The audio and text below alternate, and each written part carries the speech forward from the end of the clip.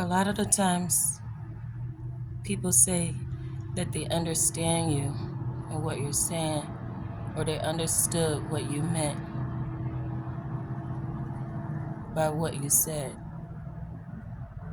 And yes, we can always understand someone when they explain their feelings and emotions, but when we really sit back and think about it, you'll never really understand that person to the fullest capacity. You can only understand at your own fullest capacity. So there's always going to be a break in communication, no matter how hard people try to communicate with each other. We can only do our best, right? So what I wanted to come through and talk about today is that one of the things that is hard to express with words is the way that we're wired to comprehend something, an experience, or a circumstance, an event, even a lecture or a class. You both could be sitting in the same class, but the way you both comprehend that information is always going to be different. The way you explain it is always going to be different, right? Okay, so the formulation of one's interpretation during any experience, even if the experience is the same in look and intent, is actually always going to be different.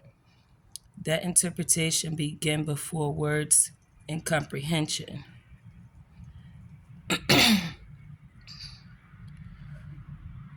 In order to understand interpretation speaking, you must remember the beginning, how you were as an individual when you begin to interpret your experiences and the environments before learning words and before learning the meaning of words. You trusted what you felt in your gut and your spirit. Interpretation of a knowing is the result of every conversation. But again, remember, before you were able to learn words, you trusted your intuition. And I feel like a lot of people have strayed away from that. And communication has caused a lot of friction instead of more understanding.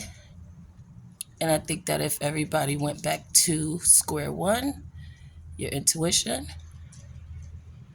they would be better able to communicate and understand.